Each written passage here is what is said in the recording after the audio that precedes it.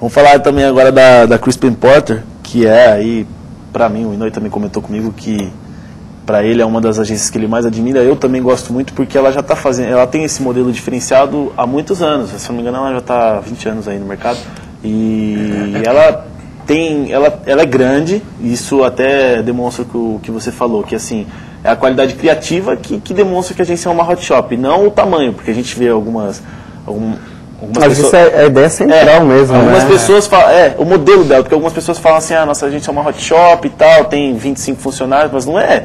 A Crispin Porter tem 300. E é uma hot shop sem dúvida, e vai continuar sendo pela qualidade dela. E aí a gente, antes da gente ver, o Chuck Porter, que é um dos sócios, que já é um cara bem velho de propaganda com muita experiência, ele veio no Brasil semana passada. Ele comentou que para ele, não importa qual for a mídia, mas saber contar uma história é o que faz com que a Crispin Porter seja a agência que é hoje. Eles sabem contar a história. Então, isso que é muito bacana, assim, que a gente vê um cara, e ele é um cara bem velho, assim, bem mais velho, que tem uma experiência, vem de agências grandes e que chegou para agregar na Crispin Porter em 1997, depois que ela já estava aberta. Depois veio o Alex Bogusky, que daí é o Steve Jobs da propaganda aí, que manja muito. É bem legal. Vamos dar uma olhada num filme aqui deles, que é para a Microsoft, que eles atendem a Microsoft. Hello, I'm a PC. And I've been made into a stereotype. I'm a PC, and I'm not what you call hip. I'm a PC, and I wear glasses. I wear glasses. I wear glasses. I wear jeans. And I study jeans. And I design jeans. And I design green buildings. I'm a PC and I study the law. And I practice law. And I challenge the law. I'm a PC and I blog for Obama. And I broadcast from McCain. I don't have a beard. I'm a PC and I have 3 rings. I'm a PC and I have 1 ring. I turn number 2 into energy. I'm a PC and I want to protect peace. I'm a PC and I'm connected to more than 1 billion others worldwide. Roger that, Houston. I'm a PC. And my name is Roger. I'm a PC. I'm a PC. I'm a PC. Yeah, I'm a PC too.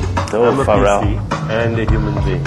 Not a human doing, not a human thinking, a human being. I'm a PC and I sell fish. Isso é uma resposta da Microsoft tentando sempre aos comerciais do Mac, né, a Mac, a PC, e tentando responder que o PC é tão legal quanto o Mac. E foi o... Mentira. Não, tudo bem, mas é legal a forma deles mostrarem isso, né? Todo mundo usa. Tipo assim, o Bill Gates falando, eu sou PC. Até a variedade, eu sou PC e uso óculos. Culturas. Porque, tudo bem, o Mac é muito mais legal. Tipo, não, mas ainda não tem essa... Exatamente, então todo mundo usa porque o acesso, se a gente for ver no mercado, 90% da população usa a PC. E aí eles demonstraram essa qualidade que a Microsoft tem e essa abrangência de ter muitas pessoas que usam, enquanto a Apple ainda não tem esse tanto de gente, apesar dela ser super o legal, e tal. Pessoas comuns, assim, coloca o Bill Gates também, né? Também, legal pra caramba. Então... Acho que ele também humaniza um pouco, né, essa questão das máquinas também. E esse é o mais simples que eles fizeram. Né? É o que vende. Esse é o mais simples que eles fizeram. Um que a gente estava comentando, que foi bem diferente, que a Crispin Porter fez, foi o Whopper Freakout. Que eles simplesmente, tipo, o Big Mac da Burger King, que é o Whopper, o lanche, eles tiraram um dia do menu. Tipo, igual você chegar lá para comer um Big Mac e não ter, a gente não vende mais Big Mac. Colocaram câmeras escondidas nas lanchonetes e simplesmente pegaram a reação do pessoal. E o pessoal ficando louco. Como não tem Whopper? Um cara quis bater no funcionário. E eles pegaram todas essas reações, fizeram filmes e colocaram. Isso aí, viralizou de uma maneira que... Só que foi o que você falou, é uma linha assim, que chega quase a ser irresponsável. É um risco, né? Bem tênue, você não sabe quais reações podem acontecer, né? Mas eu acho assim que na década de 80 aqui no Brasil e começo dos anos 90, a propaganda ela tinha uma pegada assim mais ligada à parte de entretenimento, era uma coisa mais leve, mais solta. As pessoas os telespectadores, os consumidores finais, eles tinham um certo prazer assim em ver os filmes publicitários, porque era bacana. Eu conheço muito cara que resolveu estudar publicidade na faculdade porque se encantava com os filmes desde que era pirralho e foi crescendo e isso influenciou demais. Eu sinto que, sim, de alguns anos para cá, a nossa propaganda ela tem se transformado muito naquela pegada de business, né? Obviamente que isso é importante porque a comunicação empresarial, ou no caso a propaganda, só existe para fomentar a venda de uma empresa, óbvio, né? Ninguém vai falar, puta, tá sobrando uma grana aí, não tem o que fazer, vou torrar em propaganda porque... Então o que acontece? Só que eu acho que a partir do momento em que você começa a focar só no business, a coisa começa a se tornar um pouco maçante, começa a se tornar um pouco pesado, um pouco chato. Né? Para você fazer uma criação, né? Com certeza. Exato.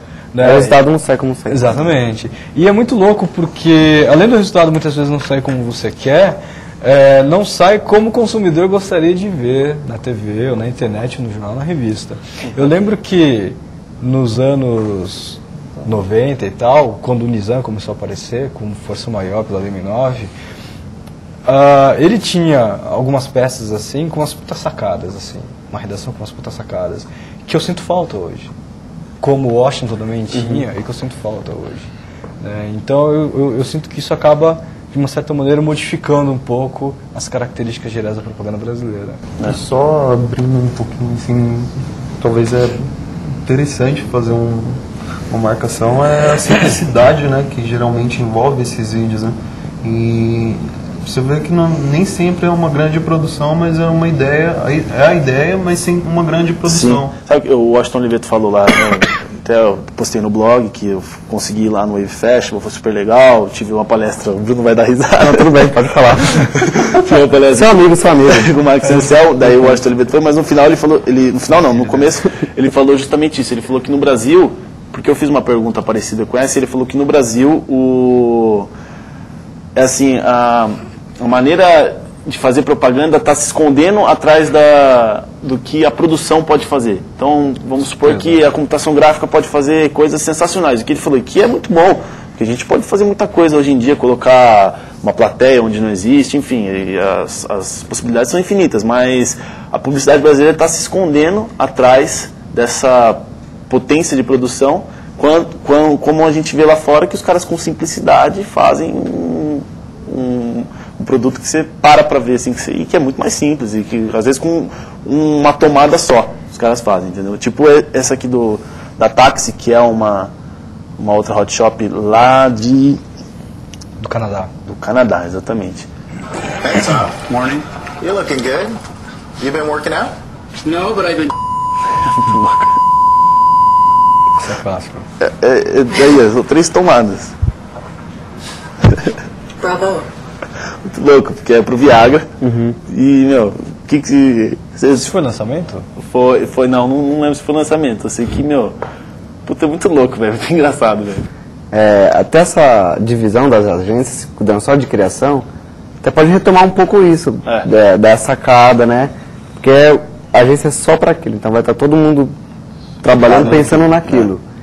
Que fica mais fácil do que o cara tá criando lá. Aí ele sabe, putz, mas será que o pessoal de mídia, será que vai veicular nesse formato que eu quero, por exemplo? Exatamente. Fica bem mais fácil. Acho que é a liberdade que todo criativo preza, né? Agora, quando a gente fala da qualidade criativa, se escondendo atrás da tecnologia, eu não sei até que ponto, por exemplo, a tecnologia esconde a criatividade ou a tecnologia esconde incompetência. Entendeu? Porque assim... É aquela coisa do tipo, vamos pegar Hollywood, tá? Eu percebo que há muito tempo também a gente vê filmes fabulosos, plasticamente falando. Fotografia fantástica, trilha sonora fantástica. Só que aí você percebe que é um filme imbecil, porque ele não tem roteiro, ele não tem consistência. Entendeu? Então, você tem efeitos mirabolantes, você tem as coisas mais... Parece que está querendo esconder, absurdas, né? Para maquiar uma coisa que mais efeito até. Exatamente. Na publicidade pega mais efeito, é para maquiar.